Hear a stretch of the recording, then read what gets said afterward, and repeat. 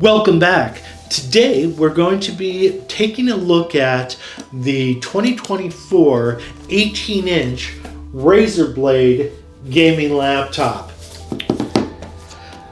You're probably thinking to yourself, well, why are we reviewing or taking a look at a laptop that was released last year? It's a good question. It's valid.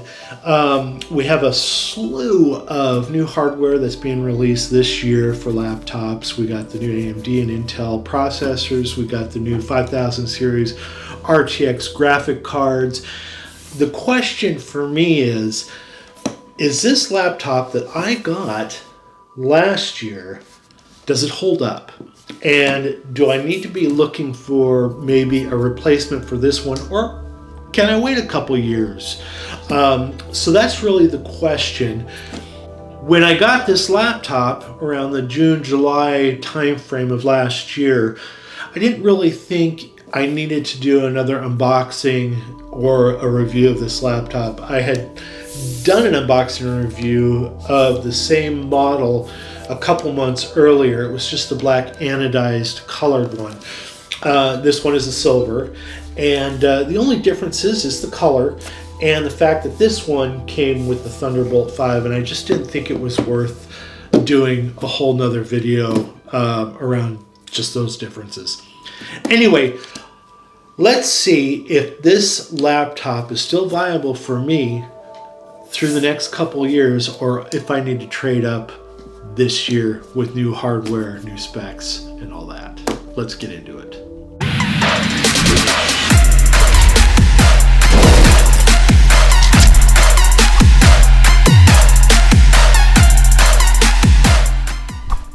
All right, we're going to take a weight check on this laptop real quick. It's been a while. We're looking at 6 pounds, 13.1 ounces, laptop alone, and then when you add the 330 watt power brick, 8 pounds, 13.8 ounces. That's a lot of heft that you'd be carrying around in a backpack. So there you go. All right, let's take a look at the exterior real quick. So you got the CNC aluminum chassis. This thing is built to last. That's why these laptops are a little bit on the spendy side. I got this one for around $4,700 last year, and I think when the new ones come out this year, you might see a little bit of a jump to a higher price point. So maybe 49, 48, 49, something like that. But I'm not sure, 100% sure. Let's go ahead and lift this up. Do it with one finger. All right. The keyboard is, I like the keyboard actually. It's really nice. It's clicky. It's not as good as the Apple keyboards, built-in keyboards with the Macs. But this one is pretty good. And I like the fact that the key size just a little bit larger than some that I've seen out there. You got the upward facing speakers here. Really nice clicky trackpad. It's nice and large, and actually they could have probably brought it out a little bit more, but this is a nice size and it clicks right up to about there. So I like that a lot. All right, we got the screen here, and we're going to do more with the screen. Let me bring that up just a little bit. But this is an 18-inch 4K UHD 3840 by 2400 with a 16:10 aspect ratio screen, and it's gorgeous. And we're going to take a little closer look at that. At the top here, you got a camera with the cover that you can slide back and forth. I don't think that's in frame, but there you go. It's right here, and that's a nice little added addition. All right, we're going to bring this over to the side like this. No wobble, even after half a year. Stiff and rigid. I like that. Like I said, these are built very, very nicely and very uniform. Let's take a look at the sides here. Check out the ports. Well, you got your proprietary power port here for your power brick. You got an Ethernet You got two USB-A's, you got a USB-C, this might be the Thunderbolt 5. You got a earphone mic jack. On the other side here, you got a full-size SD card slot, another USB-C, another USB-A, you got an HDMI, and you got the Kensington power lock port. Looks like you got some speakers on the side here. They coincide with the ones that are on the bottom. Here, here, and here. I don't know if, I think these are actually part of the fans. Yeah, these are the fans. And this actually might be a fan too. I think this thing has 3 fans. Shit. Alright. So this thing may have 3 fans. Here, here, and here. We're going to open it up. And you have some airflow that it's like exhaust out the back here. And then you got the 2 speakers. This one's a fan, I think. Rubber feet, one big long one, and then you got the 2 in the front here, and then you got the T6 screws here that holds this bottom plate to the laptop. And there's something about Razer Blades, the screws that they use, they're very soft, the metal itself, and so they strip really easily. I have a heck of a time with them, but we're going to try and get the screws out and take that bottom plate out so we can look at the internals, of course. So anyway, there you go. Let's crack it open. All right, we did get the bottom plate off. It was being held in place by 10 T6 screws. These little guys right here, they're very small. They can be easily lost if they fall like off a table onto carpet. Good luck. Needle in a haystack. We're going to go ahead and pull this off here.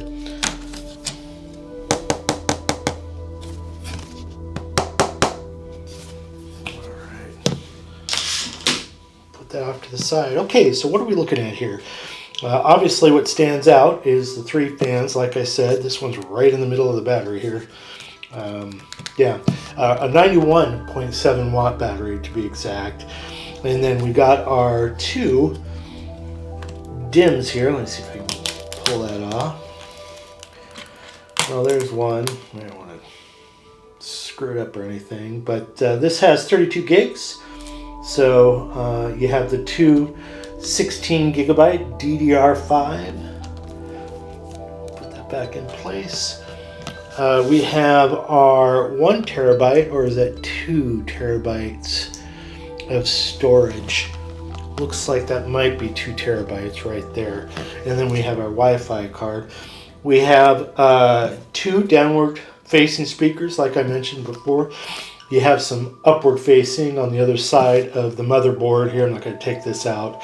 And then you have your vapor chamber cooling, plus your 2 big fans that shoot exhaust, hot air out the back. So that's great. I'm not sure what more I could show you here. I think that is it. All right, I'm going to put this plate back in place, and then we're going to turn this guy on. We're going to take a look at the screen here. Like I said, this is a 4K UHD. I got a video queued up in YouTube that is 4K at 60 FPS. Just want to take a look at how good it looks on this particular screen, where the blacks should be true blacks, and hopefully that'll resonate here. So hold on just a moment.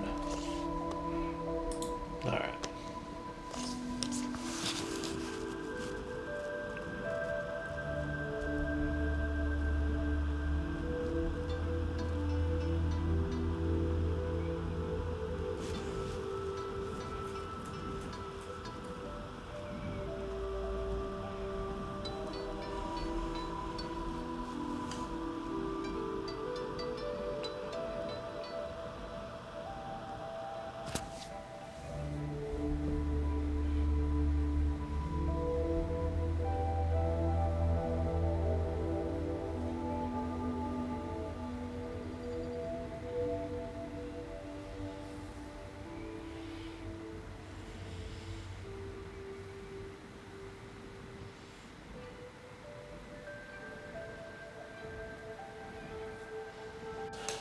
I don't want to run a bunch of benchmarking for this video since this laptop has been out for a while now. But I wanted to go over at least two. I'm going to do Cinebench and then Speedway here, ray tracing benchmark for high-end gaming PCs. The GPU, obviously you can see the actual internal 300 megahertz for UHD graphics, and then the GeForce RTX 4090 at 16,384 megabytes and 930 megahertz. We have an i9 14900HX. And those are the 2200 megahertz, and then we got the memory here at 32 gigs, and it's DDR5, and then we got the 2 terabytes of storage. I'm going to go ahead and run this real quick, and then we'll look at scores.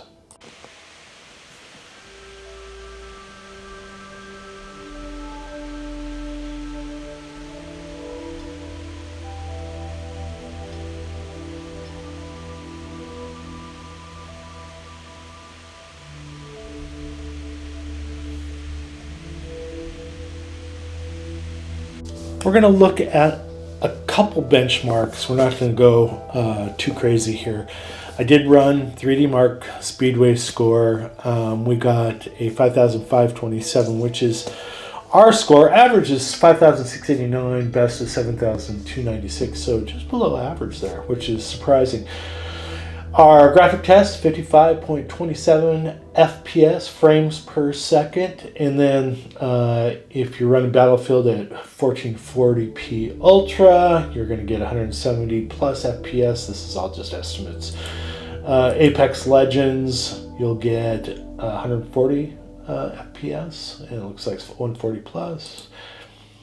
Red Dead Redemption, one of my favorite games, actually, 75 plus FPS, and then Fortnite, there you go, 90 plus FPS, so pretty decent scores, not fantastic, but we'll go down here. This talks a little bit about the system itself, and then we're going to go into detailed monitoring here, and it talks a little bit about temperatures, frame rates, percentages, and frequencies, which I find very interesting. I like the temperature part of it. It looks like it spiked a little bit here and then leveled off, and it pretty much stayed pretty cool.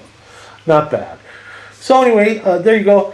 We're going to go over here to Cinebench.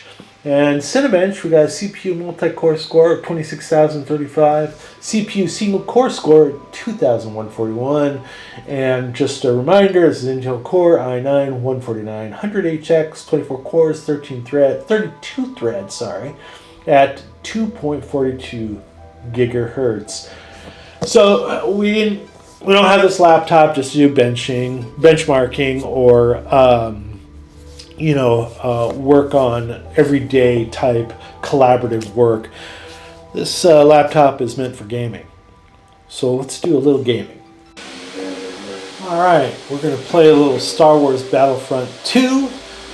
Settings are on high, and it's 4K 120 Hertz. So let's check it out.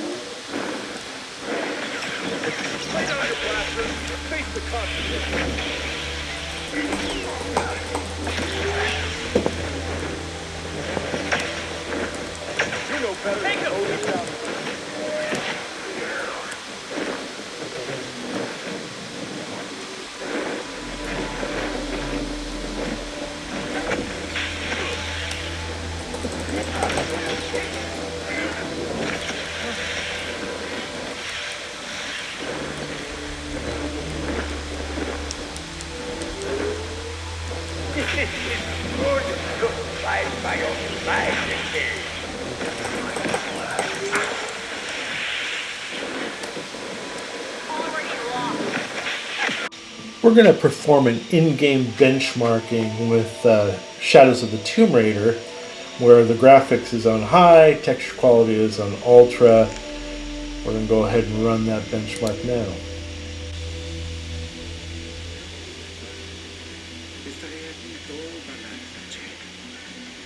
Hey! Cuidado, niño! can hear the fans in the background, the laptop fans. And the noise right now is up to about 56 to 58 decibels. I think it's pretty loud, but I mean, it's not that bad.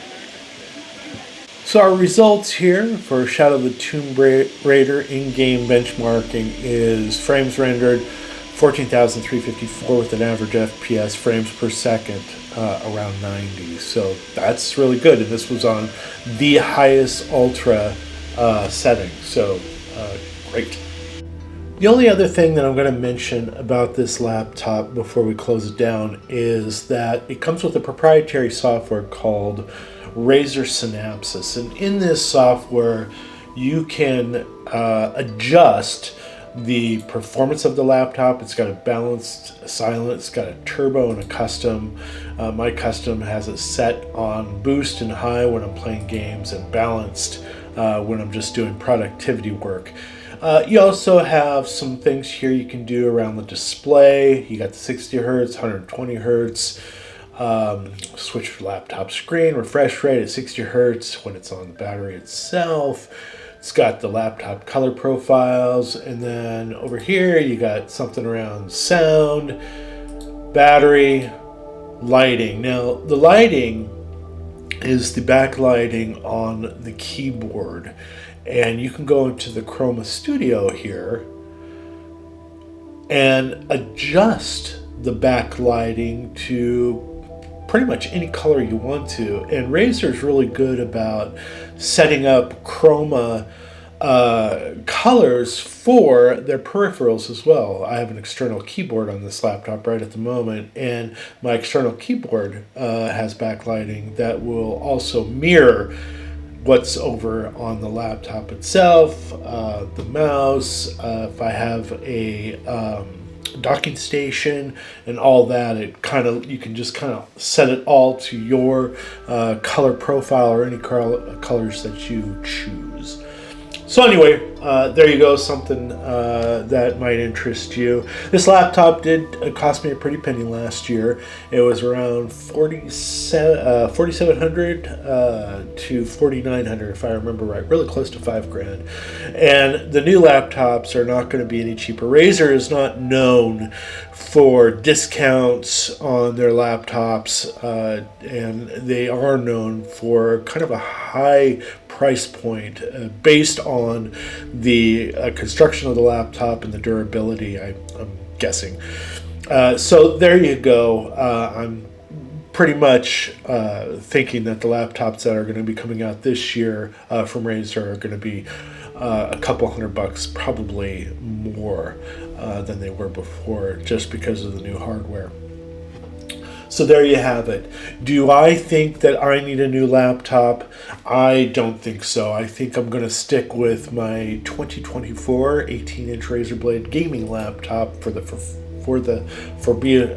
foreseeable future, and maybe look at changing it up in a couple years. This thing is still viable, and it is still a gaming monster. So I really like it, and there you go. So if you like this video, go ahead and hit the like button. If you want to see more videos like this, hit the subscribe button.